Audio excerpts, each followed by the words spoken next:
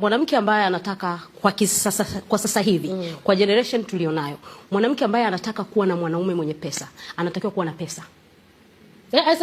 Rudia dada, rudia. Mwanamke ama binti yoyote ambaye anataka kuja kuwa na mwanaume mwenye pesa katika maisha yake, ahakikishe anakuwa na pesa.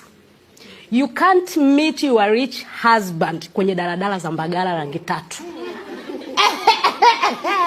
Tukiwa tunarudi Duse. Yaani nakwambia, wakati najiambia pia, huwezi kupata maisha unayoyataka kama wewe mwenyewe huna nguvu ya kuanza kuyapambania. Hakuna kitu kinaitwa bahati. Hakuna. Mimi I don't believe in bahati. Labda kwa sababu sijai kubahatika. Lakini mimi siamini kwenye bahati. Na kila unachokiamini ni bahati kilichopatikana kwa uvivu, huwa kina gharama ya kulipa. Kwa hiyo bado siamini kwenye bahati. Naamini kwenye hard working, naamini kwenye kupambania ndoto zako, naamini kwenye kutafuta kile unachokitaka kwako mwenyewe na sio kwa mtu mwingine. Hapo nataka nirudi kwenye ni sawa au si sawa. Kuwa na wanaume wengi haiwezi kukupa pesa. Itakupa maradhi na inachafua soul yako. Unajua mabinti wengi wametoka kwenye familia ambazo hawajaambiwa kuhusiana na kitu kinaitwa mahusiano.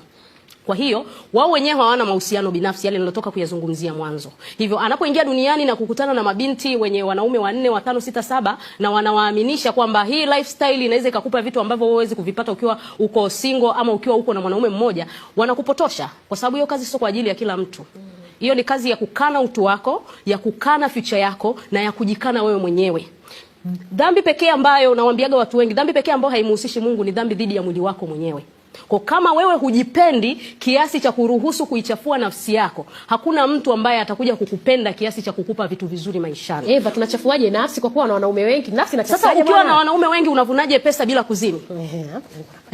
Na nikuulize tu swali dogo tu, tuongee ukweli. Nyinyi ni mabinti, sawa Kwa maisha ya sasa hivi, kuna mwanaume unaweza kutoka naye usiku mmoja akakupa zaidi ya 50,000? Kwa maisha tulionayo sasa hivi hayupo.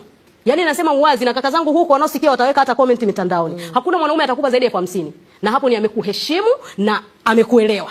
Sio, umenielewa? 50,000 wewe inalipa bili zako ngapi sasa hivi? Kwa pesa ya sasa hivi. 50,000 inalipa bili zako ngapi? Haya, ukishalipa hizo bill 10,000 ya kununua nini zile wanaita Azuma, unatakiwa usisahau. Sawa Kwa hapo ni 50,000 unatoa 10,000 ya Azuma, unabaki na shilingi 40,000. 40,000 ukisema ubolti tu kutoka hapa kurudi chuo, 12,000, 15,000 imeenda.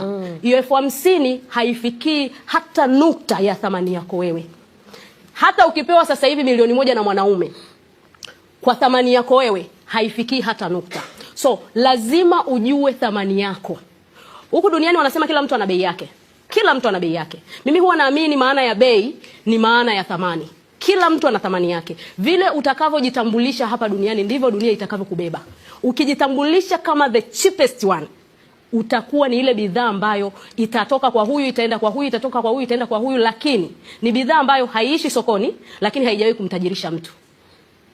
Hivyo ndivyo utakavyokuwa. Kwa hiyo, kujitengenezea tu wewe mazingira mazuri kama unataka kuja kuwa na maisha ya mafanikio huko mbeleni. Epuka tabia ambazo zinaanza kwa kukuharibu wewe mwenyewe. Soul ties ni real.